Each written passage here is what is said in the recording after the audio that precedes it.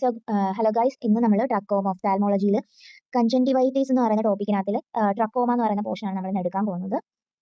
അപ്പോൾ നമ്മളിന്ന് നോക്കുന്നത് അതിന്റെ ഇൻട്രൊഡക്ഷൻ, ഇറ്റിയോളജിയും സിംറ്റംസ് ആണ് നോക്കുന്നത്. Trachoma also called as Egyptian ophthalmia എന്ന് പറഞ്ഞാൽ ഇതിന് നമ്മൾക്ക് വേറൊരു പേരാണ് ഈജിപ്ഷ്യൻ ഒഫ്താൽമിയ എന്ന്. അതിന് ഒരു ക്രോണിക് കെരാറ്റോ കൺജങ്ക്റ്റിവൈറ്റിസ് ആണ് affecting cornea and conjunctiva simultaneously.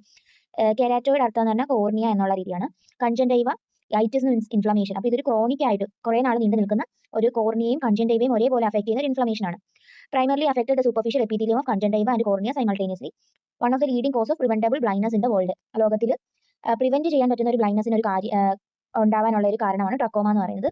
ഇനി ഇതിന്റെ കോസസ്, ഇറ്റിയോളജി എന്ന് പറയുമ്പോൾ ഇതുണ്ടാക്കുന്ന ഓർഗാനിസം ക്ലൈമൈഡിയ ട്രൈക്കോമാസ്റ്റസ് ആണ്. അതിന്റെ സെറോടൈപ്പ് ബി എ ആൻഡ് സി ആണ് വരുന്നത്. ഓർഗാനിസം ഒരു എപ്പിത്തീലിയോട്രോപിക് ആണ്. എപ്പിത്തീലിയോട്രോപിക് എന്ന് പറഞ്ഞു കഴിഞ്ഞാൽ എപ്പിത്തീലിയത്തിനെ ഇൻവേർഡ് ചെയ്യാൻ, എപ്പിത്തീലിയത്തിനോട് ഭയങ്കരമായുള്ള ഇഷ്ടമുള്ള ആളാണ്, എപ്പിത്തീലിയൽ അഫിനിറ്റി ഉള്ള ആളാണ്.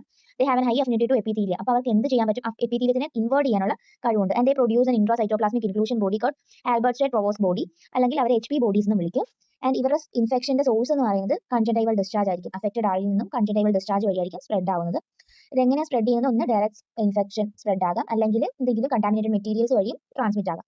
ഇനി ട്രക്കോമയായിട്ട് വരുന്ന ഒരു പേഷ്യന്റ് കാണിക്കുന്ന സിംറ്റംസ് എന്ന് പറഞ്ഞു കഴിഞ്ഞാൽ, സിംറ്റംസ് എന്താണ്, സൈൻസ് എന്താണ്? സിംറ്റംസ് എന്ന് പറഞ്ഞു കഴിഞ്ഞാൽ ആ പേഷ്യന്റ് നമ്മളോട് പറയുന്ന, ഡോക്ടറിനോട് പറയുന്ന ഒരു കാര്യങ്ങളാണ്, അവർക്ക് എന്താണ് അനുഭവപ്പെടുന്നത് എന്നുള്ളതാണ് സിംറ്റംസ്. സൈൻ എന്ന് പറഞ്ഞാൽ നമ്മൾ ഡോക്ടേഴ്സ് സെൻസിറ്റ് ചെയ്യുന്ന സാധനങ്ങളാണ് സൈൻ എന്ന് പറയുന്നത്. അപ്പോൾ സിംറ്റംസ് എന്ന് പറയുമ്പോഴത്തേക്കും ചെറിയ രീതിയിൽ ലിഡുകൾ തമ്മിൽ സ്റ്റിക്കിനെസ് കാണും.